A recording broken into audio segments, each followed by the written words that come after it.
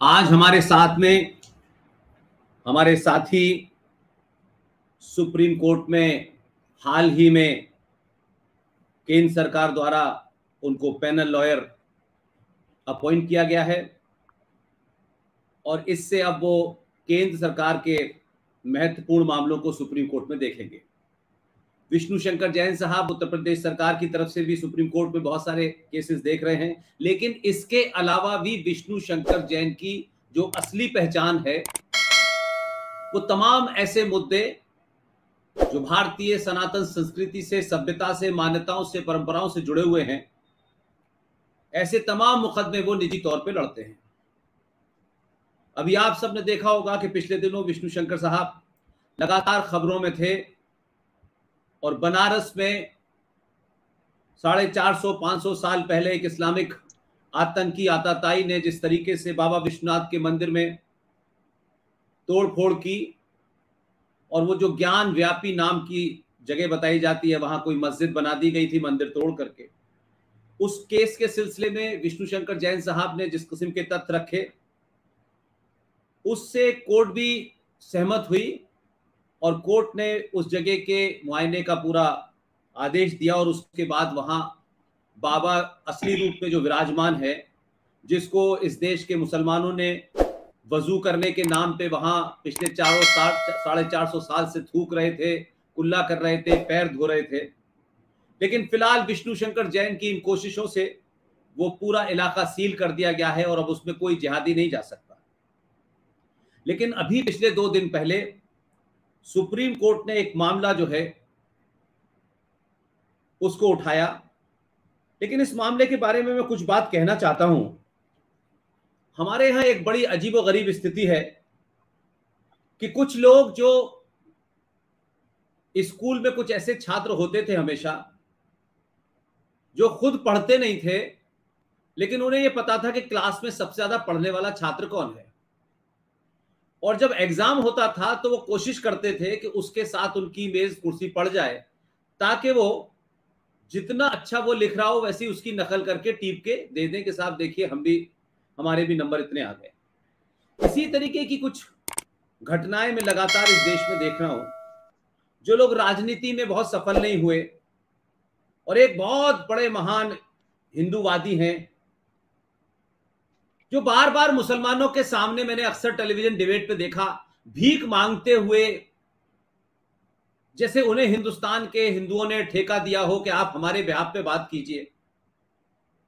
भाई हमें मुसलमान बस जो हैं अयोध्या, काशी, मथुरा दे दें तो बाकी के हम मंदिरों पे दावा नहीं करेंगे, जैसे इस ठेकेदार को हमने ठेका दिया हुआ है कि हम दावा करेंगे नहीं करेंगे। ये स्वयंभू ठेकेदार बहुत सारे, मैंने ये जुमले बहुत सुने, कुछ संगठन भी इसी ठेके को लेकर चल रहे हैं। लेकिन ये स्वयंभू ठेकेदार जो हैं, मैं उनके बाकी चीजों पे नहीं जाता। ये जो मुकदमा हुआ है प्लेसेस ऑफ वर्शिप एक्ट 1991, जिसे विष्णु शंकर जैन ने 8 जून 2020 को सुप्रीम कोर्ट में चैलेंज किया और उसके बाद ये स्वयंभू नेता ये पहुंच गए कि मेरी भी अर्जी ले लीजिए। चलिए साहब, ये सुप्रीम कोर्ट में किसी को मनाही नहीं अर्जी देने का, दे दिया आपने। फिर एक और साहब हैं जिनको सिर्फ इस बात का शौक है कि किसी तरीके से वो सत्ता की निगाह में आ जाएं और उन्हें कोई राज्यसभा वासभा भेज दे। उन्होंने 4 महीने बाद प्लेसेस ऑफ वर्शिप एक्ट के ऊपर अक्टूबर में अपनी एप्लीकेशन दे दी और विष्णु शंकर जैन की जो पिटीशन है उनका कट पेस्ट किया। इसी तरीके से ऐसे कई सारे लोग ऐसे मामलात में निकल के आते हैं। लेकिन मेरे लिए जो सबसे गुस्से का कारण है कि जब ये ठेकेदार बीच बीच में ये बोला करते थे कि भाई मथुरा काशी हमें दे दें, फिर हम किसी मुसलमान से किसी चीज पे दावा नहीं करेंगे, जैसे ये इनके बाप की प्रॉपर्टी थी। बात ये ऐसे करते थे 95 करोड़ सनातनी हिंदुओं के बिहाफ पे कि आप ये दे दें, बाकी हम अपने 32,000 मंदिर छोड़ देंगे। यानी 32,000 मंदिर हमारे पूर्वजों के आस्था के केंद्र थे। उन आस्था के केंद्र पे कुछ स्वार्थी मक्कार नेताओं और संगठन को यह लगता था कि बस मुसलमान ये 2-3 छोड़ दें तो बाकी हम छोड़ देंगे, जैसे इनके नाम प्रॉपर्टी थी। लेकिन मुझे खुशी है कि विष्णु शंकर जैन साहब ने इस मुद्दे की जो जड़ थी उस पर हमला किया और कहा कि ये प्लेसेस ऑफ वर्शिप एक्ट 1995 1991 ये जो बना और उसमें कैसे भारत की संसद को ये ताकत मिली और किसके बिहाफ पे भारत की संसद ने यह फैसला कर लिया कि जो हजारों हजारों साल पुराने अनादिकाल से मंदिर जो हिंदुओं से और सनातनियों के थे उसको उन्होंने कहा कि 15 अगस्त 1947 को जो उनका स्टेटस है या नहीं, इस बीच में आताताइयों ने जो हमारे मंदिर तोड़ करके उसमें मस्जिदें बनाई, कब्रें बनाई और उसको इस तरीके से कर दिया कि आप वहां जाएं तो आपको ये लगे कि आपके पूर्वज कितने कमजोर थे।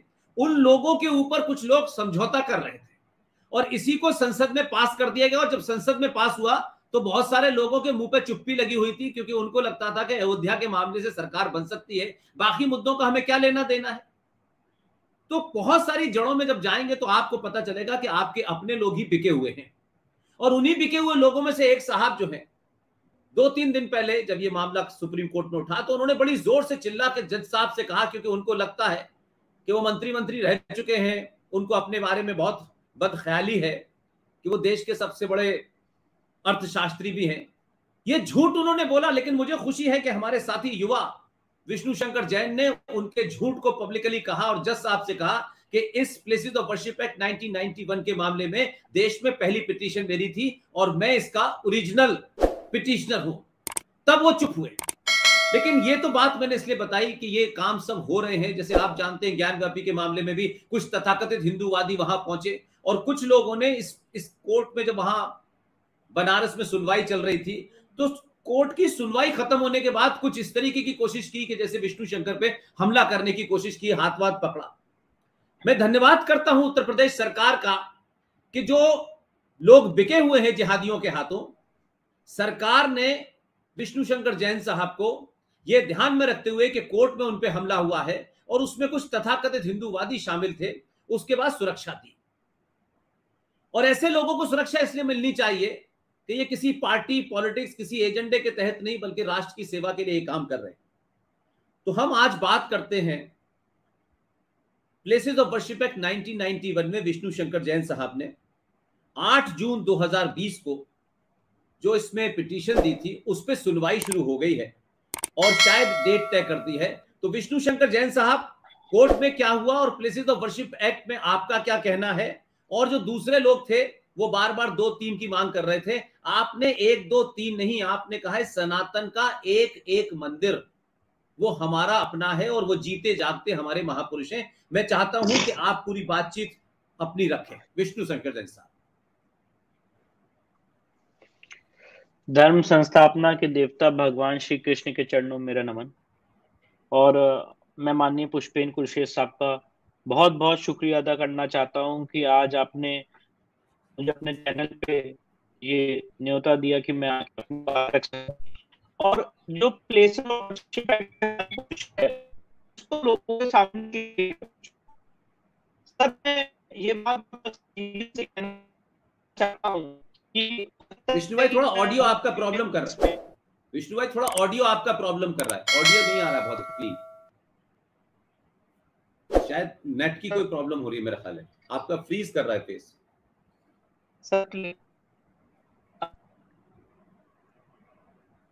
हेलो सर, अब क्लियर आ रही है आवाज? नहीं आ रही? हाँ अब आवाज ठीक आ रही, आवाज ठीक आ रही। सर मेरा ये कहना है कि जो प्लेसेस ऑफ वर्शिप एक्ट पे हमारी पोजीशन है, हमारे इसमें दो तरह के पहलू के आर्गुमेंट्स है और दोनों आर्गुमेंट्स लोग ऐसा कहते हैं कि ये दोनों आर्गुमेंट सेल्फ कंट्राडिक्टरी हैं। पर मैं आपके माध्यम से बताना चाहता हूं और मैं चाहता हूं कि जो लोग मुझे सुन रहे हैं वो इस बात को एनालाइज करें कि ये आर्गुमेंट सेल्फ कंट्राडिक्टरी नहीं है। कारण क्या है मैं वो बात बताना चाहता हूँ। पहला सबमिशन ये है और पहला लिंब ऑफ आर्गुमेंट ये है कि places of worship act unconstitutional है, असंवैधानिक है, क्योंकि उसने ये बात कही है कि 15 अगस्त 1947 की जो धार्मिक स्वरूप है वो वैसा ही रहेगा। तो आर्य सनातन वैदिक हिंदू धर्म और सारे सनातनी भाई बहनों की तरफ से हमने जो पिटीशन डाली है, हमने कहा है कि ये जो आपने कट ऑफ डेट दी है 15 अगस्त 1947 की, ये असंवैधानिक। अब दूसरा लिम्ब ऑफ सबमिशन हमारा ये है, जो दूसरा आर्गुमेंट है वो ये है कि अगर मान भी लिया जाए कि places of worship act constitutionally valid है, क्योंकि सर सवाल बहुत बड़ा है और मेरी बात को थोड़ा इसको एक बार अप्रिशिएट करने की लोग कोशिश करें। अगर प्लेसेस ऑफ वर्शिप एक्ट को जब तक मैं अनकॉन्स्टिट्यूशनल नहीं कराऊंगा तब तक क्या मैं बैठा रहूं, कोई सूट ना फाइल करूं, कोई एविडेंस ना लीड करूं? पिछले 30 साल से बनारस का सिविल सूट इसी डिस्प्यूट में पड़ा हुआ है कि यहाँ पे places of worship act apply होता है कि नहीं होता है। तो हमने इसमें रिसर्च की, हमने इस मुद्दे पे अध्ययन किया और अध्ययन करके ये पाया कि प्लेसेस ऑफ वर्शिप एक्ट का सेक्शन 4 सब क्लॉज 1 जो शब्द यूज करता है वो है धार्मिक स्वरूप। मतलब 15 अगस्त 1947 को जो जिस जगह का धार्मिक स्वरूप है वो वैसा ही रहेगा। तो हमारा दूसरा लिम्ब ऑफ सबमिशन, जैसे एक आदमी के बहुत सारे स्टेजेस ऑफ सबमिशन होते हैं, तो हमारा दूसरा लिम्ब ऑफ सबमिशन ये है कि 15 अगस्त 1947 का धार्मिक स्वरूप ही तय कर लिया जाए। उसके आधार पे ही काशी और मथुरा का केस एग्जेम्प्ट हो जाएगा, क्योंकि 15 अगस्त 1947 को काशी और मथुरा का जो धार्मिक स्वरूप था वो हिंदू मंदिर का था। और धार्मिक स्वरूप तय करने के पैमाने क्या होंगे? धार्मिक स्वरूप तय करने का सबसे पहला पैमाना और मापदंड ये होगा कि वहां पे पहले मंदिर था कि नहीं था, और पहले कौन आया। अगर आज किसी प्रॉपर्टी में पहले मेरा कब्जा है और उसमें आपने आके उस प्रॉपर्टी को तोड़ के जबरन उस पर कब्जा करके नमाज पढ़ ली, तो उससे धार्मिक स्वरूप नहीं खत्म हो जाएगा। ये हमारा second limb of submission. Sir I hope I am clear. तो यस यस, आ रही आवाज, आ रही। सर आवाज आ रही, क्लियर आ रही है? जी जी, आ रही। तो ये हमारा सेकेंड लिम्ब ऑफ सबमिशन है कि 15 अगस्त 1947 को धार्मिक स्वरूप जब तक प्लेसेस ऑफ वर्शिप एक्ट जिंदा है तब तक इन सिविल सूट के माध्यम से तय होना। अब आज लोग मुझसे कहते हैं कि आप कंट्राडिक्टरी बात कर रहे हैं। कंट्राडिक्टरी बात नहीं है। सबसे पहला आर्गुमेंट और सबसे बेस्ट आर्गुमेंट यह है कि 15 अगस्त 1947 की जो स्थिति बहाल करने का ऑर्डर है प्लेसेस ऑफ वर्शिप एक्ट का सेक्शन 4 सब क्लॉज 1 वो असंवैधानिक, क्योंकि 15 अगस्त 1947 को तो हमें आजादी मिली थी। आजादी के बाद तो मौका मिला था कि जो हमारे धर्मस्थल खो गए हैं उसको हम रेस्टोर कर सके। तो जो सबसे बेस्ट पीस ऑफ आर्गुमेंट है वो हमने सुप्रीम कोर्ट में रेज किया है by challenging the constitutional validity of places of worship act 1991। और जो दूसरे लिम्ब ऑफ सबमिशंस हैं उसके तहत अपने लीगल इंटरप्रिटेशन के जरिए हमने बात रखी है कि जो काशी है, मथुरा है, भोजशाला है, कुतुब मीनार है, टीले वाली मस्जिद है, ऐसी हजारों मंदिर है, जब तक प्लेसेस ऑफ वर्शिप एक्ट जिंदा है अगर उसका कोई लीगल इंटरप्रिटेशन भी कर ले तब भी वो उससे एग्जेम्प्टेड। ये दूसरा लिम्ब ऑफ सबमिशन। और जो मैं आपके सामने आज व्यू रख रहा हूं, ऐसा नहीं है कि ये view it has not found favour with the judicial officers. जो मैं आज आपके सामने व्यू रख रहा हूं, यही व्यू जुडिशियल ऑफिसर डिस्ट्रिक्ट जैसा बनारस के सिविल कोर्ट में सिविल केस में ले चुके हैं ऑलरेडी 1997 में, जिसके अगेंस्ट मुस्लिम पक्ष इस समय रिवीजन में हाई कोर्ट के सामने। और यही व्यू सुप्रीम कोर्ट में जब हमारी ज्ञान व्यापी के केस की हियरिंग चल रही थी तो ऑनरेबल सुप्रीम कोर्ट ने भी ये अग्यारी और चर्च के एग्जाम्पल देके कहा था कि धार्मिक स्वरूप तय करना जरूरी है। ये सारी डिबेट, ये सारे डिस्कशंस उन मापदंडों को लेके हो रहे हैं जब हम ये मान के चल रहे हैं कि places of worship act is there. अब सुप्रीम कोर्ट में जो हमने नई डिबेट छेड़ी है और जो हमारा बेस्ट पीस ऑफ आर्गुमेंट है वो ये है कि प्लेसेस ऑफ वर्शिप एक्ट ने जो ये रिस्ट्रिक्शन लगाया है कि 15 अगस्त 1947 का धार्मिक स्वरूप तय करना है, ये रिस्ट्रिक्शन ही गलत है। क्योंकि सर मैं इस बात को एग्जाम्पल के तौर पे समझाना चाहता हूं। सपोज करिए प्लेसेस ऑफ वर्शिप एक्ट 1991 में नहीं आया होता, जरा एक मिनट। तो अगर किसी को कोई मंदिर मस्जिद का झगड़ा है और उसके लिए अगर उसको कोई सिविल सूट फाइल करना है तो क्या उस समय कानून लीगल पोजीशन क्या थी? लीगल पोजीशन ये थी कि जब प्लेसेस ऑफ वर्शिप एक्ट नहीं आया था तो राम मंदिर की तरह जितने भी और मुकदमे हैं जहां पे इतिहास में पहले मंदिर तोड़ा गया उसको मस्जिद में कन्वर्ट किया गया है, या उसका धार्मिक स्वरूप एक हिंदू मंदिर का है, उसको मस्जिद की तरह यूज किया जा रहा है, तो उसके लिए आप नॉर्मल सिविल कोर्ट में मुकदमे दायर कर सकते थे, and civil court was competent to pass orders for restoration. अब इस ये जो सेटल्ड लीगल पोजीशन और ये जो कॉमन लॉ चल रहा था, इसमें नरसिम्हा राव की गवर्नमेंट ने एक किंतु परंतु लगाने की स्थिति पैदा कर दी by enacting places of worship act 1991, जिसमें कहा गया कि भाई 15 अगस्त 1947 का धार्मिक स्वरूप देखा जाए। तो उसको हमने चैलेंज किया कि भाई 15 अगस्त 1947 का धार्मिक स्वरूप क्यों देखा जाएगा? अगर धार्मिक स्वरूप तय करना है तो कट ऑफ डेट 1192 होनी चाहिए, जब आखिरी हिंदू राजा पृथ्वीराज चौहान इस धरती पे जिंदा था। Why only 15 August 1947? तो हमारा चैलेंज सुप्रीम कोर्ट में is against the cut off date.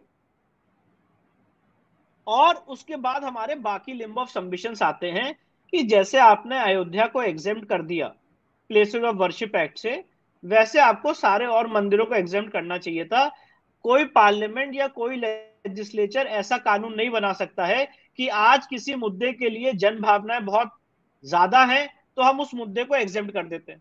Ram मंदिर का केस एग्जेम्प्ट करने का पर्पज और इंटेंशन यही था कि उस समय राम मंदिर का आंदोलन अपने चरम पे था, इसलिए प्लेसेस ऑफ वर्शिप एक्ट उसको एग्जेम्प्ट किया गया, पर बाकी जगहों को नहीं किया गया। ये second, third, fourth limb of submission है। तो आप देवता के बीच में डिस्क्रिमिनेशन कैसे कर सकते हैं? अगर किसी के लिए भगवान राम इंपॉर्टेंट है तो हो सकता है किसी के लिए भगवान शिव बहुत इंपॉर्टेंट हो, किसी के लिए हो सकता है भोजशाला की मंदिर बहुत इंपॉर्टेंट हो, किसी भक्त के लिए हो सकता है पावागढ़ की जो देवी की मंदिर है वो बहुत इंपॉर्टेंट हो, किसी भक्त के लिए हो सकता है कि जौनपुर की जो अटाला मंदिर है वो बहुत इंपॉर्टेंट हो, किसी भक्त के लिए हो सकता है कि जो लक्ष्मण जी का वीरवर लक्ष्मण जी का मंदिर था लखनऊ में वो बहुत इंपॉर्टेंट हो, किसी भक्त के लिए हो सकता है कि जो कुतुब मीनार में हिंदुओं के 27 जैन और हिंदू मंदिर थे वो बहुत इंपॉर्टेंट हो। तो सवाल यह है कि आज विष्णु शंकर जैन या पुष्पेन कुलशेष जी या इस समाज का बहुत बड़ा बुद्धिजीवी वर्ग या कोई संगठन या कोई पार्टी या कोई ऑर्गेनाइजेशन ये कैसे तय कर सकता है कि हम सिर्फ और सिर्फ काशी और मथुरा की बात करेंगे, इसके अलावा हम बात नहीं करेंगे? ये हो नहीं सकता है सर, विद ड्यू रिस्पेक्ट। उसके लिए मेरे पास दो कारण है। पहला कारण यह है कि एक बहुत ही सेटल्ड लीगल प्रिंसिपल है, और मैं चाहता हूं कि इस बात को आज प्लीज जरा ये मैसेज दूर तक जाए। जब मुस्लिम समाज के लोग ये बात कहते हैं कि once a Waqf always a Waqf, एक बार अगर कोई जगह मस्जिद हो गई तो वो हमेशा मस्जिद की रहती है, तो एक्चुअली हमारी प्रॉब्लम ये है, हमारी माइंडसेट ये है कि हमें मुस्लिम लॉ बड़ी जल्दी समझ में आता है और ये बात तुरंत घुसती है कि अगर वफ हो गई और अगर मस्जिद हो गई तो हमेशा के लिए मस्जिद है, अब तो उसको टच नहीं किया जा सकता। पर सवाल यह है, और मैं आज आपके माध्यम से सबसे हाथ जोड़ के बात पूछना चाहता हूं, कोई हमारा हिंदू लॉ कब सुनेगा? कोई हमारा हिंदू लॉ जो बीके मुखर्जी साहब ने लिखा है, जो भारत रत्न पीवी काणे ने 7 वॉल्यूम में लिखा है, जो सुप्रीम कोर्ट ने राम मंदिर के जजमेंट में लिखा है, जो शास्त्री साहब का हिंदू लॉ है, इसको कब हम लोग देखेंगे और कब इस देश का हिंदू समाज बिना डरे या बिना लाग लपेट के ये बात ओपनली कह पाएगा कि once a temple always a temple? अगर मुस्लिम लॉ ये कहता है कि एक बार वफ है, एक बार मस्जिद है, तो हमेशा मस्जिद रहेगी, कयामत के दिन तक मस्जिद रहेगी, तो हिंदू लॉ भी तो यही कहता है। मैंने इसीलिए आपके चैनल पे पहले भी बहुत बार बीके मुखर्जी साहब का हिंदू लॉ, पीवी काणे साहब का हिंदू लॉ, शास्त्री साहब का हिंदू लॉ, राम मंदिर में इन सारी बुक्स को कंसिडर करके पैरा 116 117 में इन सारे प्रपोजिशंस को एक्सेप्ट किया गया है और कहा गया है कि अगर एक बार कोई संपत्ति देवता में निहित हो जाती है तो भले ही उसको तोड़ दिया जाए, मंदिर बनाने का संकल्प अमर रहता है, अमिट रहता है। तो सवाल यह है कि भाई हमारा हिंदू लॉ कब कंसिडर किया जाएगा? मैं आज बहुत विनम्रता से बात पूछना चाहता हूँ। अगर साउथ में कोई मंदिर, इट इज नॉट अ मैं आज यहाँ पे आपके चैनल पे, इस प्रतिष्ठित चैनल पे फैक्ट्स और फिगर्स देने के लिए नहीं बैठा हूं कि मैं बोलूं 40,000 मंदिर थे, 50,000 मंदिर थे, 30,000 थे, 25,000 थे, 10,000 थे, 5,000 थे। I don't know sir. Sitaram Goyal साहब की किताब में कुछ लोग अलग अलग फिगर्स देते हैं, but the point is this कि जो पूरा लीगल फैटर्निटी है, आगे आने वाले दौर में हम क्या बात कर रहे हैं, हमारी बात को कोई सुने तो, हमारी बात पे गौर डाले तो। हम ये बात कर रहे हैं कि चाहे काशी हो, चाहे मथुरा हो, चाहे जो भी मंदिर हो, जहां पे मंदिर को तोड़ा गया है और उसको मस्जिद में कन्वर्ट किया गया है या कन्वर्ट करने की कोशिश की गई है, उन सारी जगहों पे सिविल सूट चलने चाहिए और उनका रेस्टोरेशन होना चाहिए। अब जब मैं ये बात करता हूं, ना मैं कोई सेक्युलरिज्म के प्रिंसिपल को अफेक्ट कर रहा हूं, ना इस देश में कोई धार्मिक भावना भड़का रहा हूं। उसका कारण दो है। मुस्लिम पक्ष कभी क्या ये बात कह सकता है, कोई भी इस्लामिक स्कॉलर ये बात कह सकता है क्या कि वो मंदिर तोड़ के मस्जिद बना सकता है? मुझे लगता है कोई भी इस्लामिक स्कॉलर ऑन एयर या ऑन रिकॉर्ड ये बात नहीं कह सकता। तो सवाल ये उठता है, ये उत्पन्न होता है कि अगर मंदिर तोड़ी गई है तो उसको रेस्टोर कैसे किया जाएगा? और रेस्टोर करने के लिए जो कट ऑफ डेट आई है 15 अगस्त 1947 की, वो कट ऑफ डेट गलत है। ये हमारा एक बेसिक आर्गुमेंट और एक सबसे बेस्ट आर्गुमेंट सुप्रीम कोर्ट के पटल पे है, क्योंकि कट ऑफ डेट 15 अगस्त 1947 की नहीं हो सकती। अब आज मैं यहां पे ये ठेका नहीं ले सकता हूं, I am sorry to use this word, मैं यहां पे ये स्टेटमेंट नहीं दे सकता हूं कि भाई मैं काशी और मथुरा के अलावा और कोई केस नहीं लड़ू। हो सकता है as a lawyer, as a citizen of this country, मेरे पास भोजशाला के मंदिर का फैक्ट्स आया, मैंने वहां पे केस फाइल किया। मेरे पास कुतुब मीनार की मंदिर का क्या फैक्ट्स आए, मैंने वहां पे केस फाइल किया। मेरे पास टीले वाली मस्जिद के फैक्ट्स आए, फैक्ट्स, फिगर्स, डॉक्यूमेंट्स, प्रूफ्स आए जो ये साबित करते थे इतिहास में ये जगह मंदिर थी, मैंने वहां पे केस फाइल किया। मेरे पास कृष्ण जन्मभूमि के फैक्ट्स आए, मैंने वहां पे केस फाइल किया। मेरे पास काशी के केस है, मैंने वहां पे केस फाइल किया। भोपाल में मस्जिदें हैं जिसके फैक्ट्स आ रहे हैं, वहां पे केस फाइल होंगे। जगह जगह पे केस फाइल होंगे जहां पे मंदिर तोड़ के मस्जिद बनाई गई। जौनपुर में अटाला मंदिर का केस है। ऐसे हजारों चीजें, चाहे मैं फाइल करूं, चाहे कोई और फाइल करे। सवाल यहाँ पे विष्णु शंकर जैन का नहीं है, सवाल यहाँ पे पूरे हिंदू समाज का है कि क्या हिंदू समाज को ये अधिकार है कि अगर कोई मंदिर तोड़ा गया है तो वो उसके रेस्टोरेशन की मांग कर सकता है कि नहीं। और जब वो ऐसी मांग करेगा तो ये जो लीगल कंफ्यूजन पैदा करने की कोशिश की गई है कि 15 अगस्त 1947 की स्थिति बहाल रखी जाए, उस लीगल कंफ्यूजन के हम लोग खिलाफ है। और अगर हम उस लीगल कंफ्यूजन में घुस रहे हैं तो उसके लिए भी आज की करंट सिनेरियो में उसके लिए भी हमारे आर्गुमेंट्स हैं जो मैंने आपके सामने रखे और जिसका आपने रिजल्ट देखा ज्ञानव्यापी में। ज्ञानव्यापी में जिसका आपने रिजल्ट देखा, जैसे मैंने उदाहरण दिया आपको कि डिस्ट्रिक्ट जज साहब ने 1997 में ज्ञानव्यापी में कहा था कि रिलीजियस कैरेक्टर डिटरमाइन होना है और वो सूट में देखा जाएगा। सुप्रीम कोर्ट ने हियरिंग में ये बात ऑब्जर्व की। अभी ज्ञानव्यापी के मसले में 12 सितंबर को फैसला आने वाला है, जिसमें मुस्लिम पक्ष ने यही ऑब्जेक्शन किया है कि भाई सूट नहीं चल सकता है, और 7/11 की स्टेज पे माननीय न्यायालय डिस्ट्रिक्ट जज साहब अपना फैसला सुनाने वाले हैं। तो हमारी समस्या दो है। पहली समस्या है कि places of worship act unconstitutional है, और दूसरी समस्या है कि अगर प्लेसेस ऑफ वर्शिप एक्ट को इंटरप्रेट किया जाए तो उससे भी हमारे केस बाधित नहीं होते हैं। और तीसरी समस्या है कि इस लीगल इंटरप्रिटेशन और ये जो माया जाल बुना है नरसिम्हा राव की गवर्नमेंट ने प्लेसेस ऑफ वर्शिप एक्ट को लाके, इससे हमें इन सारे मंदिरों को रेस्टोर करने में बहुत तकलीफ हो रही, बहुत दिक्कत हो रही। चाहे वो ज्ञानव्यापी का केस हो, जैसे मैंने आपको उदाहरण दिया, पिछले 30 साल से इसी मामले में, इसी मुद्दे पे लंबित है। चाहे वो कुतुब मीनार का केस हो, चाहे वो टीले वाली मस्जिद का केस हो, चाहे वो भोजशाला का केस हो, चाहे वो आपकी कृष्ण जन्मभूमि का केस हो, इन हर एक केस में मेरिट पे हम आर्गुमेंट कर ही नहीं पा रहे हैं, क्योंकि मेरिट पे आर्गुमेंट करने से पहले मुस्लिम समाज के लोग प्लेसेस ऑफ वर्शिप एक्ट और सेक्युलरिज्म की दुहाई देते हुए कोर्ट में आ जाते हैं। तो इसीलिए इस एक्ट की वैलिडिटी को, इस एक्ट की संवैधानिक वैलिडिटी को पहली बार हमने हिंदुस्तान की लीगल हिस्ट्री में चैलेंज किया, और जो हमने पिटीशन फाइल की है वो विश्व भद्र पुजारी पुरोहित महासंघ के नाम से फाइल की है। हमारा रिट पिटीशन नंबर 559 ऑफ 2020 है। इसको हमने 8/6/2020 को फाइल किया। अब मैं ये कहना चाहता हूं कि ये सुप्रीम कोर्ट का जनरली ट्रेंड रहा है, पैटर्न रहा है कि अगर कोई एक पिटीशन फाइल हुई है और जब उसके तहत और कनेक्टेड मैटर आते हैं तो वो उसी मेन मैटर से टैग होते हैं। पर हमारे केस में ऐसा नहीं हुआ। 2 साल तक मैं मेंशन करता रहा, बड़ी मुश्किल से 5 सितंबर को मेरी मेंशनिंग अलाउ हुई और 9 सितंबर को मैटर लगा, और आज की डेट ये है, आज की स्थिति ये है कि मेरे केस में भी नोटिस जारी हो चुका है। तो जो लोग ये भ्रम फैला रहे हैं, क्योंकि सर हम लोग झूठ बोलने के आदी नहीं है, जो लोग ये भ्रम फैला रहे हैं कि हमने कोई पिटीशन ही नहीं फाइल की, और पिटीशन फाइल की तो हमने तो बाद में बहुत फाइल की, वो फैक्चुअली और ऑन रिकॉर्ड गलत है। मैं ऑन रिकॉर्ड बात कर रहा हूं। हमने जो पिटीशन फाइल की 8 जून 2020 को फाइल की है, रिट पिटीशन नंबर 559 ऑफ 2020 विश्वभद्र पुजारी पुरोहित महासंघ के नाम से। तो ये एक फैक्चुअल एस्पेक्ट हो गया इसका। और इसीलिए जब सुप्रीम कोर्ट में ये बात आई कि लीड मैटर किसका बनाया जाए, तो सुब्रमण्यम स्वामी साहब ने कहा कि हमने सबसे पहले पिटीशन फाइल की।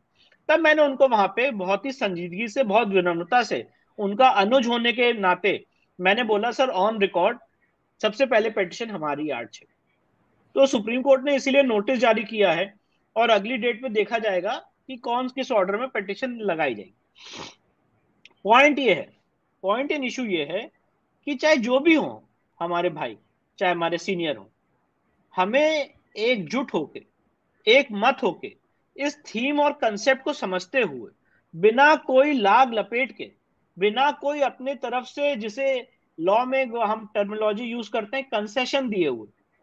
क्योंकि सर यहाँ पे बात विष्णु शंकर जैन, पुष्पेन कुलश्रेष्ठ, स्वामी साहब की, अश्वनी उपाध्याय की, और भी जो हमारे मित्र हैं जो पीआईएल करते हैं, उनकी नहीं है। बात सारे सनातन समाज की है और सनातन की अस्मिता की है, उन देवी देवताओं के मंदिर की है जो आज भी जीर्ण शीर्ण अवस्था में पड़े हुए हैं। मुझे याद है आपने एक बार उदाहरण दिया था, मैं आपकी स्पीच सुन रहा था, कि पाकिस्तान ऑक्युपाइड कश्मीर में एक देवी जी का मंदिर है जहां पे आज भी दिया जलता है, शारदा माता, आज शारदा माता का। तो और आज वहां पे कश्मीर में मार्तंड मंदिर भी है जो प्लेसेस ऑफ वर्शिप एक्ट आने के बाद भी जीर्ण शीर्ण अवस्था में पड़ा हुआ है। तो सवाल मेरा नहीं, सवाल किसी और का नहीं, सवाल किसी व्यक्ति का नहीं है, सवाल अपने आराध्य देव की भूमि को वापस लेने का है। और वो हम सबको मिलकर संगठित होने का काम है। ये सिर्फ मेरे अकेले का काम नहीं है। ना मैं आज यहाँ पे बैठ के कह सकता हूं कि सिर्फ मेरे लिए काशी और मथुरा इंपॉर्टेंट है। शारदा माता का मंदिर, मार्तंड मंदिर, या जो साउथ में मंदिर है, या जो रणकपुर का जैन मंदिर है, गिरिराज जी का मंदिर है, ये मेरे लिए इंपॉर्टेंट नहीं। मैं ऐसा स्टेटमेंट नहीं दे सकता। हर एक देवी देवता का मंदिर जहां हमारे पुरखों ने हमारे कुल देवी देवता की स्थापना की है और वहां के लोकल लोगों के हिसाब से मंदिरों की स्थापना की गई है, उन सारे मंदिरों को रेस्टोर करना है। ये हमारा संवैधानिक और ये हमारा लीगल राइट है। तो इस बड़े लक्ष्य के लिए, इस बड़े लक्ष्य के लिए हम सबको संगठित होने का काम करना है। और इसी थीम से, इसी माइंडसेट से प्लेसेस ऑफ वर्शिप एक्ट को चैलेंज किया गया है। प्लेसेस ऑफ वर्शिप एक्ट को सुप्रीम कोर्ट में इसलिए नहीं चैलेंज किया गया है कि आज मैं सुप्रीम कोर्ट में जाके कहूं कि लेट्स हैव अ कॉम्प्रोमाइज, आइए टेबल पे बैठते हैं और काशी मथुरा के अलावा बाकी सब छोड़ देते हैं। अगर छोड़ना ही था सर और कॉम्प्रोमाइज ही करना था, तो यही सारी बातें तो राम मंदिर की हियरिंग में 9 नवंबर 2019 के फैसले से पहले आ रही थी कि चलो टेबल पे बैठते हैं और आप लोग राम मंदिर हम आपको दे देंगे। मुस्लिम पक्ष ये कहता था राम मंदिर हम आपको दे देंगे, आप काशी मथुरा और किसी भी मंदिर को क्लेम नहीं करेंगे। आज मैं एक आपके सामने मूलभूत मुद्दा उठाना चाहता हूं, एक एग्जाम्पल देना चाहता हूं। मैं किसी के घर में जाऊं, उसके घर में कब्जा करूं, उसके घर में 5 कमरे हैं, उन 5 कमरों में से मैं 2 कमरे 3 कमरे कब्जा कर लूं, और जब कभी वो केस लड़े और वो केस मेरिट पे उठे, बात आए, तो क्या उस आदमी का, जो उस घर का मालिक था, उसका ये कहने का भी अधिकार नहीं है कि ये 5 कमरे मेरे थे? आप इस बात की अहमियत को, इस बात की विडंबना को समझिए। आज प्लेसेस ऑफ वर्शिप एक्ट क्या कर रहा है? प्लेसेस ऑफ वर्शिप एक्ट ये कह रहा है कि आप ये भी नहीं कह सकते हैं कि वो 5 कमरे मेरे थे। जो स्थिति है वैसे ही रखिए। मतलब मैं वन ऑफ द इंटरप्रिटेशन बता रहा हूं, नॉट द सोल इंटरप्रिटेशन। तो मैं आज ये बात कह रहा हूं कि आज इस संवैधानिक इंडिया में और इंडिपेंडेंस के बाद मुझे आर्य सनातन वैदिक हिंदू धर्म की तरफ से ये अधिकार है कम से कम ये बोलने का कि वो पांचों कमरे मेरे बाप दादाओं के थे, मेरे पुरखों के थे, और ये अधिकार है उसको वापस मांगने का। मेरे पास ये अधिकार नहीं है कि मैं कह दूं कि मैं उन पांचों कमरों में से 2 कमरों में कॉम्प्रोमाइज कर रहा हूं। नो सर, नहीं कर सकता हूं। जो जमीन, जो चीज मेरी नहीं है उस पर मैं कॉम्प्रोमाइज कैसे करूं? ये सारी संपत्ति तो देवता की है, तो मैं उसमें कॉम्प्रोमाइज करने के लिए लीगली एंटाइटल्ड ही नहीं। तो ये जो है, ये हमारे मूलभूत मुद्दे हैं जिस पर्सपेक्टिव से ये सारी लिटिगेशंस सुप्रीम कोर्ट में और विभिन्न न्यायालयों में लड़ी जा रही है। एक बात और है, एक बात और मैं बहुत महत्वपूर्ण बात है जो मैं आपके सामने रखना चाहता हूं। 12 सितंबर को फैसला आने वाला है ज्ञानव्यापी केस का, और हमने बहुत ज्यादा मेहनत की है, कम से कम 20 से 30 हियरिंग लगातार दिल्ली से बनारस आके ये साबित करने में, ये स्टैब्लिश करने में कि काशी के केस में places of worship act apply नहीं होता। तो जब सुप्रीम कोर्ट में ये हियरिंग चल रही है या ये हियरिंग शुरू हुई, तो मेरा सबसे पहला निवेदन ये था कि आज इस हियरिंग को ओपन अप ना किया जाए, क्योंकि 12 सितंबर को ऑलरेडी एक माननीय न्यायालय इस पर अपना फैसला सुनाने वाला है। तो जब पूरा देश और समाज ये जानता है कि ज्ञान व्यापी का मसला लीगल इंटरप्रिटेशन के हिसाब से प्लेसेस ऑफ वर्शिप एक्ट से अप्लाई नहीं होता, तो उसमें प्लेसेस ऑफ वर्शिप एक्ट को अप्लाई कराने का क्या मतलब है? क्योंकि वो केस तो चल ही रहा है। ऑलरेडी एक ऑनरेबल कोर्ट डिस्ट्रिक्ट जज साहब एक व्यू ले चुके हैं 1997 में कि यहाँ पे सारी चीजें एविडेंस में तय की जाएंगी। तो ये सारी चीजें हैं सर। देखिए, बात ऐसी है कि मैं अपनी बात मेरिट्स पे रख सकता हूं सुप्रीम कोर्ट के सामने, जैसे कि आपने अभी बोला, यहाँ पे मैं किसी को रोक नहीं सकता हूं कोर्ट के पटल पे आने से, मैं किसी को रोक नहीं सकता हूं झूठ फैलाने से। मैं सिर्फ अपनी बात कोर्ट के पटल पे रख सकता हूं और आपके माध्यम से लोगों तक पहुंचा सकता हूं। बहुत सारे षड्यंत्र कुचक्र रचे गए जैसा आपने बताया, क्योंकि जो बातें हम रखते हैं हो सकता है कि हमारे अपने ही लोग के कुछ वेस्टेड इंटरेस्ट हैं जो उससे नाराज होते हैं। जैसे कि आपने बताया, बनारस की सिविल अदालत में मुझे मारने की धमकी दी गई, हर तरह की धमकियां दी गई, किस किस तरह के, किस किस लेवल के षड्यंत्र हुए। और मैंने बहुत सर, ये बात आपके सामने रखना चाहता हूं, बहुत ही प्रमुखता से और मुखरता से उन सारी चुनौतियों का सामना किया। लोगों ने मुझे बोला कि विष्णु शंकर जैन जो है वो पुष्पेन कुलश्रेष्ठ की कठपुतली है, ऐसा एलिगेशन मेरे पे लगाया गया। तो मैंने कहा कि एक राष्ट्रभक्त, एक युग पुरुष के हाथ की कठपुतली बनना मुझे मंजूर है और ये मेरे लिए एक आभूषण है। लोगों ने यह भी एलिगेशन लगाया कि Pushpen Kulshreshtha Indian Islamic culture centre के मेंबर हैं और इसीलिए वो इस्लामिक संगठनों के हाथों मिले हुए हैं और विष्णु शंकर जैन उनसे मिले हुए हैं, इसलिए वो इस केस को सैबोटेज करेंगे। अब मुझे लगता है कि जो लोग पुष्पेन कुलश्रेष्ठ साहब को जानते हैं और जिनको उनके प्रोफाइल के बारे में पता है, उन्हें यह भी मालूम होगा कि किस तरह से अपने जीवन को दांव पे लगा के उन्होंने अपने जर्नलिज्म के कर्तव्य को निभाते हुए पाकिस्तान में एक काफी लंबा अरसा गुजारा और वहां पे रिपोर्टिंग की, अपने देश को रिप्रेजेंट किया। साथ ही साथ वो लोग ये भी जानते हैं कि पुष्पेन कुलश्रेष्ठ साहब अलीगढ़ मुस्लिम यूनिवर्सिटी से पढ़े हैं और हर एक चीज जो हमारे खिलाफ रची गई है, जो किताबें लिखी गई हैं, उन सारी किताबों का तथ्य और उसका बैकग्राउंड जानते हैं। तो अगर आज कोई अगर ये आर्गुमेंट करे कि पुष्पेन कुलश्रेष्ठ साहब पाकिस्तान रह के आए हैं इसलिए वो भारत विरोधी हैं, तो क्या अजीत डोभाल साहब को भी आप उसी कैटेगरी में रखेंगे? ये किस तरह के तर्क हैं? और इस तरह के तर्क मैं इसलिए आपके सामने रखना चाहता हूं, मैं ये बातें उठाता नहीं, इस तरह की बातें उठा के बनारस की जनता को, लोगों को भ्रमित करने की कोशिश की गई और एक ऐसा माहौल क्रिएट करने की कोशिश की गई कि जैसे हम बहुत बड़े एंटी नेशनल हैं, हम बहुत बड़ा एंटी नेशनल काम कर रहे हैं और इस्लामिक संगठनों से मिले हुए।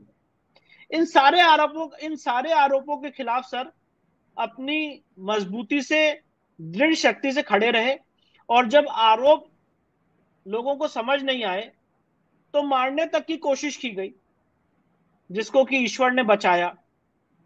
साथ ही साथ हर तरह के षड्यंत्र और कुचक्र रचे गए कि कैसे इस पिता पुत्र की जोड़ी को इस केस से हटाया जा सके। सारे मीडिया चैनल को, अगर सर हमने तो कभी रिएक्ट ही नहीं किया, हमने तो कभी रिएक्ट ही नहीं किया। सारे चैनलों ने, आपको आज तक मैं लोगों को समझा रहा हूं कि वो जो 5 महिलाएं थी, उनमें से 4 महिलाओं ने कह दिया जहर खा लेंगे, केस विड्रॉ नहीं करेंगे, पर वो बात नहीं सुनी गई। उन चारों महिलाओं ने कहा कि हमारा वकील विष्णु शंकर जैन और हरिशंकर जैन है, पर वो बात नहीं सुनी गई सर, क्योंकि हमारे पास माध्यम नहीं है सर। पर ये बात खूब सुनी गई और आज तक चल रही है, और आज तक लोग पूछते हैं अरे आपको तो उस केस से हटा दिया गया। तो मैंने उनसे यही कहा, जो लोग बोलते हैं कि अगर आपको लगता है कि हमें काशी विश्वनाथ केस से हटा दिया गया तो आप यही मान लीजिए, पर हम इस केस से हटे नहीं, हम डटे हुए। समझाते समझाते सर लोगों को थक गया मैं कि हटाया नहीं गया है, हम 4 महिलाओं की तरफ से वकील हैं।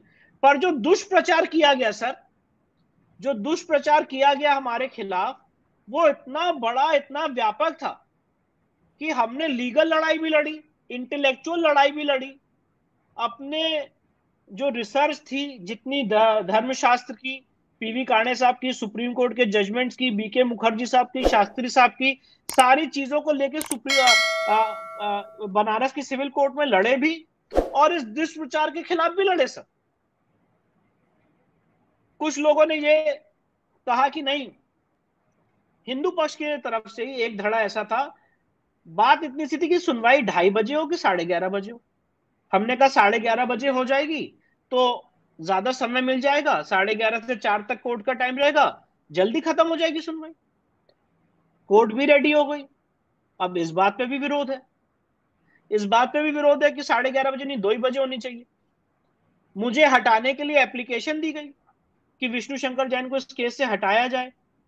वो यूपी सरकार के वकील है, जबकि यूपी सरकार इसमें फॉर्मल पार्टी है, यूपी सरकार से मैं एनओसी भी ले चुका हूं। तो इस लेवल के षड्यंत्र, मैं ये बात इसलिए बताना चाहता हूं, और वही एप्लीकेशन जो हिंदू पक्ष के एक धड़े ने दी, सेम एप्लीकेशन मुस्लिम पक्ष ने अगले दिन दी। अभयनाथ यादव साहब ने, जो इस दुनिया में नहीं रहे अभी, उनकी मैं बहुत इज्जत करता हूं, उन्होंने भी यही बहस की नेक्स्ट डे कि विष्णु शंकर जैन को इस केस से हटाया जाए। फिर जब मैंने जज साहब को एनओसी दिखाई तो मामला वहीं पे खत्म हो गया। तो आप सर लेवल ऑफ षड्यंत्र सोचिए कि पूरी ताकत, पूरी एनर्जी हमारे लोगों को, जो हमारे पक्ष के, हिंदू पक्ष के वकील है, उनके हिंदू पक्ष के लोग हैं, उनके एक धड़े को पकड़ के लगा दी गई हमारे खिलाफ कि कैसे भी करके हमें और पिताजी को इस केस से हटाया जाए। पूरी एनर्जी लगा दी गई, हर एक चीज, पर्सनल लाइफ पे हमला किया गया सर, मेरी वाइफ, बच्चे, उन सब पे अटैक किया गया सर। सारी चीजों को, अपमान का जितना घूंट है वो पी के, सह के, इन सारी चीजों को, उसके बाद भी अपनी लीगल रिसर्च, अपने इंटेलेक्चुअल थिंक टैंक, अपने वकील होने के कर्तव्य को ना भूलते हुए, अपना ये जो कर्तव्य है, जो काशी विश्वनाथ के केस ने हमें, बाबा ने एक अथॉरिटी दी है उनको रिप्रेजेंट करने की, उसको ना भूलते हुए, चाहे जितने चाकू पीठ पे घोपे गए, उसको सहते हुए सर हम आगे बढ़े, और आज इस स्थिति में आए हैं कि 12 सितंबर को माननीय न्यायालय अपना फैसला सुनाएगा। तो यहां पे अगर किसी को हमसे कोई व्यक्तिगत प्रॉब्लम है, आके हमसे बात कर सकता है, पर अगर आज ये पता चले कि मुस्लिम पक्ष हमारे किसी व्यक्ति को पकड़ के षड्यंत्र कर रहा है और कुचक्र रचे जा रहे हैं, तो इसीलिए ये जरूरी है और ये मजबूरी हो जाती है कि मैं आपके सामने ये सारी बातें शेयर करूं, और कोई कारण नहीं है सर। इसीलिए मैं बात आपके सामने रखना चाहता हूं कि चाहे प्लेसेस ऑफ वर्शिप एक्ट का कॉन्स्टिट्यूशनल चैलेंज, क्योंकि सर आप, मुझे लगता है आपके माध्यम से सब लोग जानते हैं, कभी हमने इस देश में ढिंडोरा नहीं पीटा कि ये चीज हमने की या ये चीज हमने किया, ये हमारा। हम कहते हैं जो भी हमने किया है हमारी रिसर्च है, ये पूरे सनातनी समाज की रिसर्च है, सबकी रिसर्च है। आओ सब मिलके आए, कोर्ट के पटल पे लड़े, एक थीम से, एक कॉमन इंटेंट से, एक कॉमन ऑब्जेक्ट से लड़े। जीत होगी तो सनातन समाज की होगी, और अगर हार होगी तो फिर से मिलके संगठित होकर लड़ेंगे, पर कम से कम एक इंटेलेक्चुअल एक्सरसाइज तो होगी। पर सर दिक्कत यह है, मैं ऑन रिकॉर्ड ये बात कहना चाहता हूं, और आप अपने इस चीज को देख सकते हैं, जब बनारस के सिविल कोर्ट में मैंने केस दायर किया था काशी का, तब आपके साथ मैंने एक लाइव किया था। उस लाइव में मैंने सबसे पहले बोला था कि मैं अपने सीनियर विजय शंकर रस्तोगी साहब का चरण स्पर्श करना चाहता हूं, धन्यवाद करना चाहता हूं कि उन्होंने इस अलग को जगा के रखा। उनका अगर कंट्रीब्यूशन नहीं होता तो शायद हम काशी के केस में आज इतनी दूर तक नहीं आ पाते। हिंदू समाज का एक व्यक्ति 1993 में खड़ा था जिसने काशी के केस को उठाया, वो विजय शंकर रस्तोगी थे, और उनके कंट्रीब्यूशन को कभी भी कोई डिनाई नहीं कर सकता। ये सर मैंने इसलिए कहा क्योंकि वो मेरे वरिष्ठ हैं, मेरे सीनियर हैं, और ये एक हिस्टोरिकल फैक्ट है। पर सर यहां पे कोशिश क्या की जा रही है? यहां पे कोशिश पॉलिटिकल एजेंडा की वजह से, चाहे व्यक्तिगत एजेंडा की वजह से ये की जा रही है कि जो कर रहे हैं हम ही कर रहे हैं, यू आर नथिंग। सर मेरा विरोध इस अप्रोच से है, मेरा विरोध इस सोच से है कि जो कर रहे हैं हम सब लोग मिलके कर रहे हैं, सब लोग साथ कर रहे हैं, सब लोग संगठित होकर कर रहे हैं। ना मैं पहले हूं ना आप आखिरी। हम अपने आपस के प्रतिद्वंद में इतना क्यों फंसे हुए हैं कि हम अपने जो हमारा ऑब्जेक्ट है, जो हमारा लक्ष्य है, इस गौरव को, इस सनातनी गौरव को रेस्टोर करने का, अपने देवी देवताओं के मूल स्थान को रेस्टोर करने का, उसको भूलते चले जा रहे हैं। सर ऐसा क्यों हो रहा है कि हम ये नहीं समझ पा रहे हैं कि ये एक क्रिकेट मैच की तरह है, जहां पे अगर टीम इंडिया जीतेगी तो हर एक उस 11 प्लेयर की तारीफ होगी, हर उस 11 प्लेयर का गुणगान गाया जाएगा, हर उस 11 प्लेयर को बोला जाएगा कि आप विनिंग टीम के पार्ट थे। सर जब टीम जीतती है तो उस टीम के हर एक मेंबर की तारीफ होती है, किसी सिर्फ एक व्यक्ति की नहीं होती है। अगर टीम में MS धोनी इंपॉर्टेंट होता है तो टीम में जसप्रीत बुमराह भी इंपॉर्टेंट होता है, टीम में विकेट कीपर भी इंपॉर्टेंट होता है। तो मैं आज आपके माध्यम से सबको आह्वान करना चाहता हूं, जितने भी लोग हैं, कि आइए मिलके संगठित होके अपने इस महान यज्ञ में, जहां पे हम ये चाहते हैं कि देवी देवताओं की भूमि को रेस्टोर किया जाए, हम सबके कुल देवता कुल देवी का जो मूल स्थान है उस पे हम वापस उनको रेस्टोर कर सके। ये खुद में बहुत लंबी लड़ाई है सर। हजारों विष्णु शंकर जैन आएंगे, शायद काल की गाल में चले जाएंगे। बहुत लंबी लड़ाई है, जनरेशन तक की लड़ाई है। आज इसकी एक मजबूत नींव, आज इसकी एक स्ट्रॉन्ग फाउंडेशन रखने की जरूरत है सर, कि इस लड़ाई की एक साथ में बैठ के एक मजबूत नींव रखी जा सके, स्ट्रॉन्ग फाउंडेशन रखी जा सके। चाहे वो ज्ञान व्यापी का केस हो, मथुरा का केस हो, कुतुब मीनार का केस हो, भोजशाला का केस हो, टीले वाले मस्जिद का केस हो, ये सारे केसेस और आगे आने वाले केसेस, हम ये सर क्यों कर रहे हैं?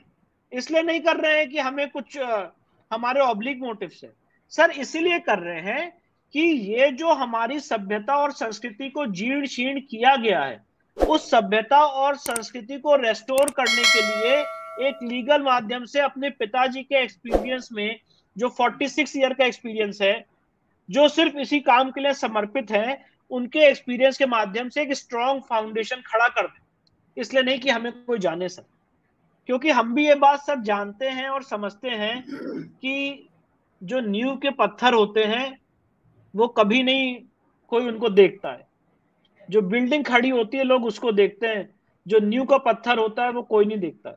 और नींव रखने में और बेस बनाने में सबसे ज्यादा मेहनत लगती है।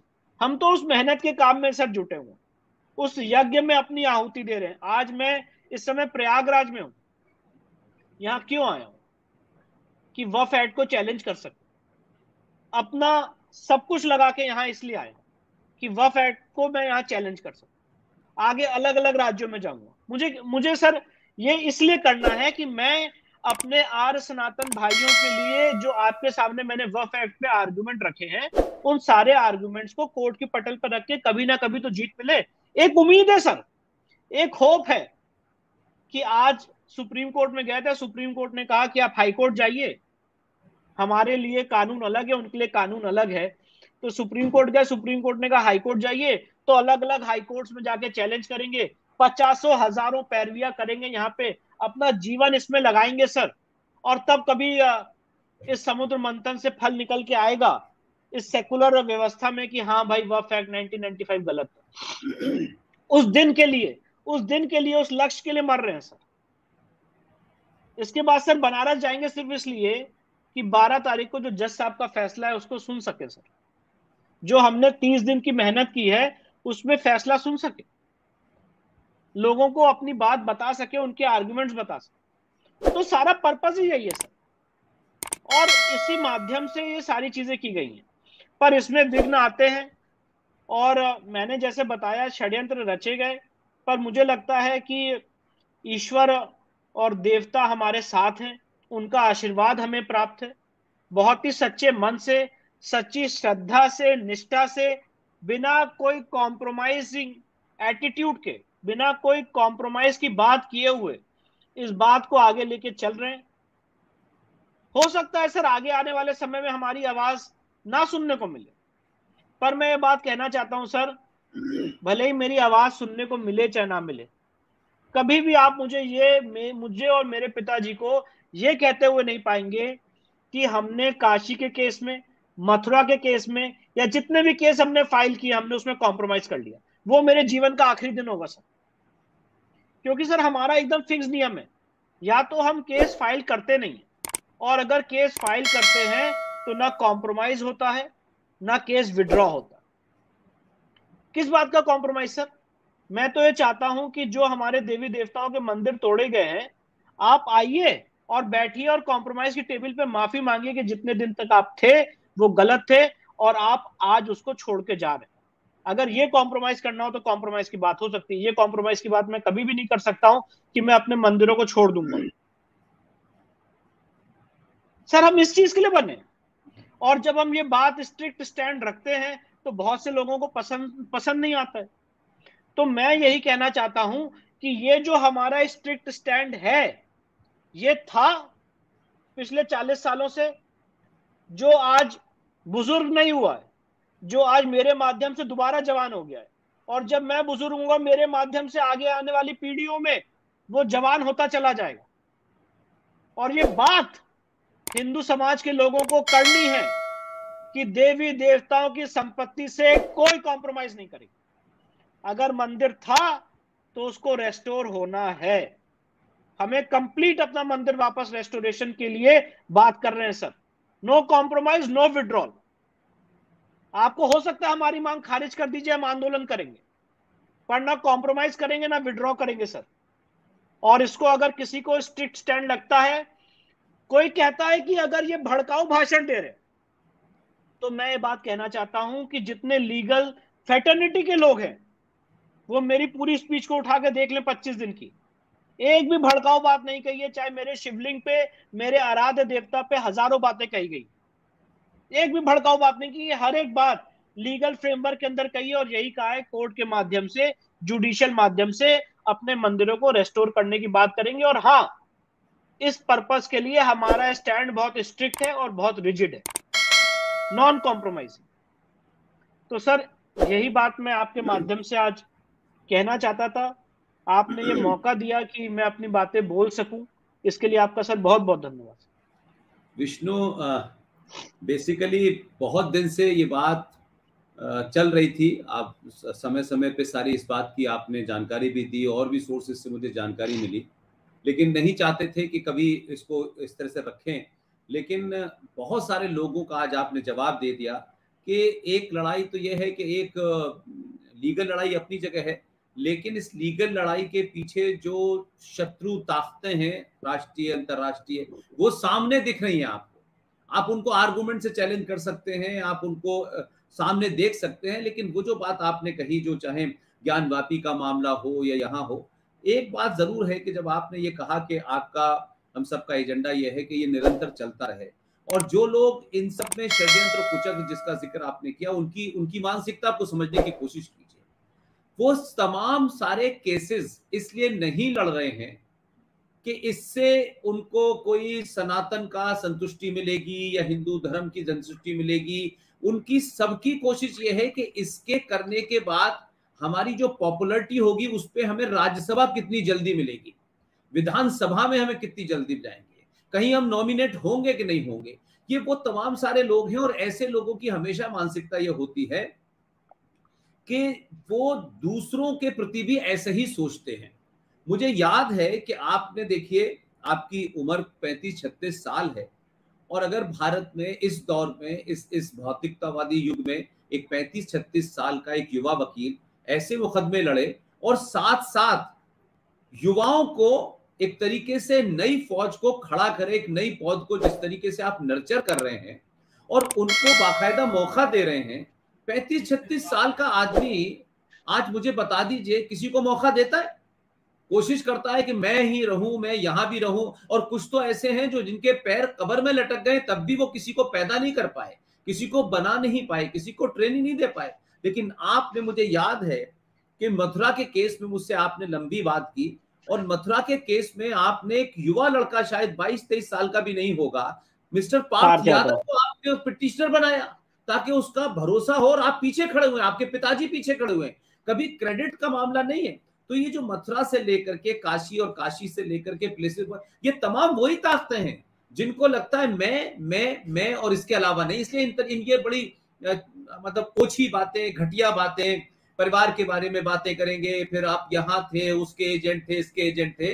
हिंदुस्तान में जब आप दिल्ली में पत्रकारिता करें या दिल्ली में रहते हैं तो आप उस शहर के अंदर अलग अलग जगह के क्लब्स के मेंबर इसलिए नहीं होते हैं क्योंकि आपको वहां बैठने सुनने का मौका मिलता है, तब आप जाते हैं। लेकिन अब जो छुट भैये लोग हैं, sorry to use this word, जिन लोगों ने, मुझे याद है कि जब वो मथुरा आपका जो काशी वाला मामला था तो मैंने देखा कि ये कौन लोग हैं भाई, इनका स्तर क्या है, इनका जवाब भी दिया जाए कि नहीं दिया जाए। कोई पोस्टर चिपका रहा था वहां कि भाई हमारी मदद करो और हमने काशी का मामला, उनको गिरफ्तार कर लिया गया, उनको पकड़ लिया गया। ये कौन लोग हैं? तो इसी तरीके की बात मैंने कही। और जो बात आपने बार बार कही कि जिन लोगों के बारे में मैंने अपने शुरू की बातचीत में कहा कि भाई वो कितने भी बड़े हों, मुझे इसमें कोई इंटरेस्ट नहीं है। लेकिन विष्णु भाई, आप मेरे दोस्त हो सकते हैं, आप मेरे साथी हो सकते हैं, आप मेरा सम्मान कर सकते हैं, ये सब कुछ है। लेकिन अगर मैं जानता हूं आपको तो ये मैं कैसे आपसे आपकी इस बात को मान लूंगा कि आप कोर्ट में जाएं या कोर्ट के बाहर जाएं या किसी राजनीतिक दल में रहें या ना रहें, वो विशेष नहीं है। लेकिन आपको किसने ठेका दे दिया कि भारत के हजारों सनातनी मंदिरों के ऊपर आप मुसलमान, और वो भी मुसलमान कौन सा, जो रजाकारों का वारिस है, उसकी थोड़ी में हाथ डाल के टेलीविजन की डिबेट पे आप हिंदू के लीडर बने घूम रहे हैं और कह रहे हैं कि देखिए आप हमारे 2 मंदिरों को छोड़ दें तो झगड़ा खत्म हो जाए। तो भाई आपको भारत के 95 करोड़ लोगों ने ठेका दिया था क्या? क्या आप हमारे ऊपर बात कीजिए। तुम्हें अपनी दलाली करके सत्ता में जाना है, तुम्हें मंत्री बनना है, तुम्हें जो भी कुछ करना है करो। लेकिन यह दावा मैं कैसे मान लूंगा, क्या कहते हैं कि कोई आदमी कोर्ट में जाए और कहे कि 2 मंदिर, भाई जिसके आप पिटिशनर हैं, अगर उसने कहा तो ठीक है। लेकिन आप कोर्ट के बाहर भी ये कह रहे हैं, सार्वजनिक मंचों से ये कह रहे हैं, टीवी डिबेट में ये कह रहे हैं, अब आप कोर्ट में जाके कह रहे हैं। तो आपकी नीयत तो उस बात साफ हो गई कि आप सौदा करने आए हैं। आप सौदा करने आए हैं तो सौदा करिए। फिर लीगल लड़ाई के अंदर घुस करके झूठ बोल करके इस उम्र में भी कि भाई देखिए ऐसा है कि पहला केस मेरा था। शर्म नहीं आई? आपके राजनीतिक स्वार्थ क्या है उसमें हमारा कोई इंटरेस्ट नहीं है। आप अपना एजेंडा चलाएं, उसमें कोई इंटरेस्ट नहीं है। लेकिन आपको लगता है कि नहीं मैं जो हूं, तो आपकी पोल खुली। शर्म नहीं आई कि 35 साल के लड़के ने सुप्रीम कोर्ट में आपको स्नैप करा और आपको कोर्ट ने बता दिया कि आप नहीं है इसके मेन पिटिशनर। तो ये पहला दूसरा वाली बात नहीं है, ये इसकी भी बात नहीं है। हम तो बहुत सारे लोगों को नहीं जानते, तब भी मंचों से उनका नाम लेते हैं, ये जानते हो कि ये लड़ाई लड़ रहे हैं। अंकुर शर्मा क्या जम्मू में लड़ाई नहीं लड़ रहे? क्या अंकुर शर्मा के साथ हम जाते हैं? वो किन परिस्थितियों में रहता है हम जानते हैं? क्या हम उसकी कुछ मदद कर पाते हैं?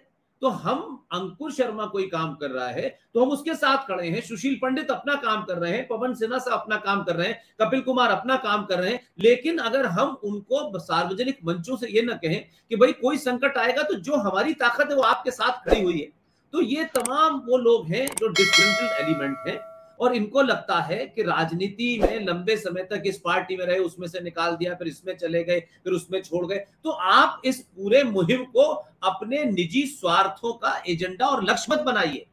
आपको जो करना है करिए, लेकिन आप दूसरों के केसेस को जाएंगे, आप पिटीशन देते हैं, 2 दिन बाद उसको कट पेस्ट करके लगा देते हैं हमने दिया, और फिर टेलीविजन में जाके मीडिया के अंदर आकर आप नाम कमाने की कोशिश करते हैं। We know what is your reputation in the media.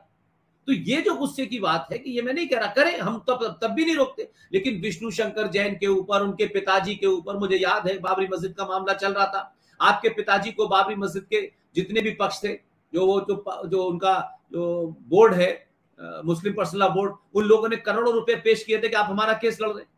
क्या विष्णु शंकर जैन के पिताजी को पैसा नहीं चाहिए?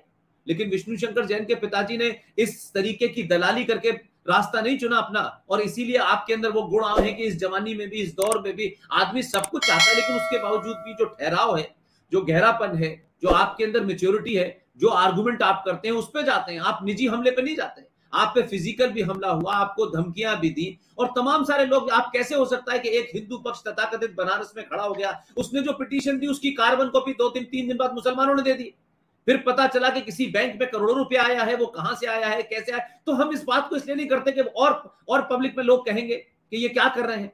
लेकिन भाई आप ये ना समझें कि हमें पता नहीं है, हम इसलिए चुप रहते हैं कि क्या ये इशू नहीं है हमारा, हमारे पास समय भी नहीं है इतना कि हम इन बातों को जाने। आज सब पूरे देश ने देखा कि इंडिया गेट के ऊपर सुभाष चंद्र बोस की मूर्ति लगी है। अब सुभाष चंद्र बोस हमारे रिश्तेदार हैं क्या?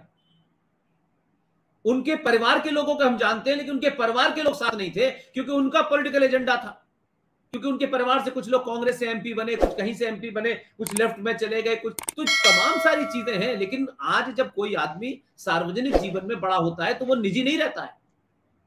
आज सुभाष चंद्र बोस किसी के पिता, किसी के भाई, किसी के चाचा, किसी के ताऊ नहीं है कि कल कोई क्लेम करने आ जाए कि वो मेरे पिताजी थे लिहाजा मैं ये नहीं चाहती, तो वो आपकी निजी राय है। सुभाष चंद्र बोस इस देश के हैं, तो आपने बहुत सारे लोगों की लड़ाई हम लड़ रहे हैं। तो आज क्या कर्तव्य पथ बना, हम राष्ट्रपति भवन के अंदर ये सबसे सवाल पूछते हैं कि भाई राष्ट्रपति भवन बना 1922 में बना, लेकिन सब कुछ होने के बाद मुझे आज तक ये समझ में नहीं आया कि भाई राष्ट्रपति भवन में ये मुगल नाम का जिहादी कहां से आ गया। मुगल गार्डन, फूलों के नाम मुगल, कमरों के नाम मुगलों के ऊपर रखे गए थे, तो ये साइलेंटली चल रहा था ना। तो भाई अगर ये आजाद हुआ है और हम अपनी संस्कृति की बात करते हैं तो इसका मतलब ये थोड़ी नहीं कि आपने तिरंगा फहरा दिया और भारत का कोई प्रधानमंत्री हिंदू हो गया। बस इस देश के जहां जहां कण कण के अंदर हमारी संस्कृति को तोड़ करके नष्ट किया गया है, उसको वापस स्थापित करना ही तो आजादी है ना। आजादी कोई कपड़े उतार करके, टाई हटा करके आपने कुर्ता पहन लिया और हिंदी में बोलने लगे, ये आजादी नहीं है ना। तो अभी भी दिल्ली के अंदर जॉर्ज पंजम की मूर्ति लगी हुई है ना, इंडिया गेट से हट गई है लेकिन दिल्ली के किसी पार्क में लगी हुई है।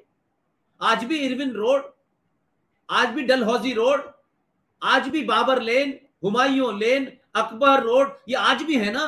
तो इनकी लड़ाई लड़ना कोई निजी लड़ाई है। तो ये जो छोटी छोटी बातें कि वो वहां के मेंबर थे, ये यहाँ के मेंबर थे, मुझे तो दुख उस दिन हुआ कि जब इन लोगों ने आप पे हमला करने की कोशिश की। और मुझे याद है कि मैं उस वक्त दिल्ली में नहीं था, आपने जब मुझे बताया तो हमने कहा कुछ करने की कोशिश करते हैं। और हम सार्वजनिक मंचों से कहते हैं हमारा कोई पार्टी संगठन किसी से कोई लेना देना नहीं है, जो इस सफर में ईमानदारी से हमें दिखता है हम उसके साथ खड़े हो जाते हैं और ये पूछते हैं भाई हम क्या कर सकते हैं।